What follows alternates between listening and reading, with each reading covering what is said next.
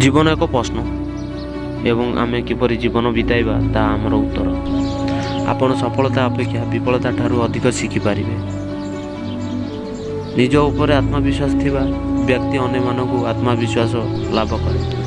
ମଣିଷର ଆର୍ଥିକ ସ୍ଥିତି ଯେତେ ଭଲ ଥାଉ ନା କାହିଁକି, ଜୀବନରେ ଆନନ୍ଦ ନେବା ପାଇଁ ମାନସିକ ସ୍ଥିତି ଭଲ ହେବା ଦରକାର। ଅତୀତରେ ବାସ କର ନାହିଁ, ଭବିଷ୍ୟତରେ ସ୍ୱପ୍ନ ଦେଖ ନାହିଁ, ବର୍ତ୍ତମାନ ମୁହୂର୍ତ୍ତରେ ଧ୍ୟାନ ଦିଅ।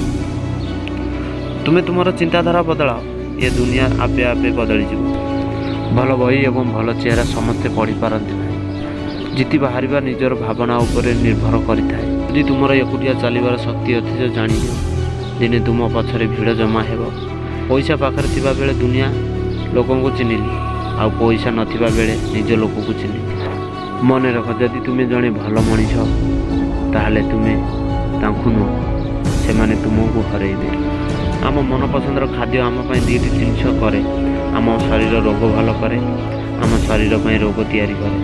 ତେଣୁ ମନପସନ୍ଦର ଖାଦ୍ୟ ନୁହେଁ, ଶରୀରର ପସନ୍ଦର ଖାଦ୍ୟ ଖାଅ। ମନେ ରଖ, କିଛି ଭଲ ଆଶା କଲେ ସବୁବେଳେ ଫଳ ଭଲ ହିଁ ମିଳେ, ଖରାପ ଆଶା ଅପେକ୍ଷା। ହସ, ଖେଳ, ମଜା କର, ମସ୍ତି କର, ନିଜକୁ ସମୟ ଦିଅ, କାରଣ ଜୀବନ ବହୁତ ଛୋଟ।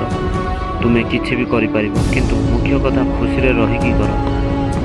ଜୀବନରେ ଭୁଲିଯାଅ ସେଇମାନଙ୍କୁ ଯେଉଁମାନଙ୍କୁ ତୁମେ କେବେ ବି କ୍ଷମା କରିପାରିବ ନାହିଁ, ଆଉ କ୍ଷମା କରିଦିଅ ସେଇମାନଙ୍କୁ ଯାହାକୁ ତୁମେ କେବେ ଭୁଲିପାରିବ ନାହିଁ।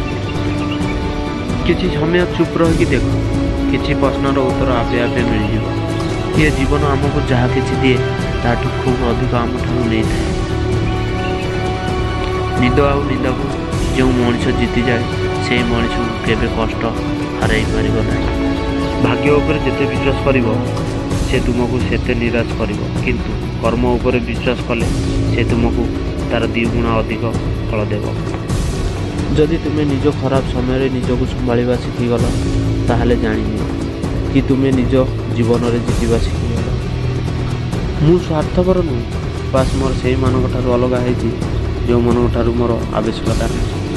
ମଣିଷ ଜୀବନରେ ସେତେବେଳେ ସୁନ୍ଦର ଲାଗିଥାଏ ଯେତେବେଳେ ସେ ପରଠାରୁ କମ୍ ଆଶା ଓ ନିଜ ଉପରେ ଅଧିକ ବିଶ୍ୱାସ କରିଥାଏ। ଆପଣମାନଙ୍କୁ ଭିଡ଼ିଓଟି ଭଲ ଲାଗୁଥିଲେ ମୋ ଚ୍ୟାନେଲକୁ ସବସ୍କ୍ରାଇବ୍ କରିବା ପାଇଁ ଜମାରୁ ଭୁଲିବେ ନାହିଁ। ଆସନ୍ତୁ ଦେଖିବା ନେକ୍ସଟ ଭିଡ଼ିଓରେ। ଜୟ ଜଗନ୍ନାଥ।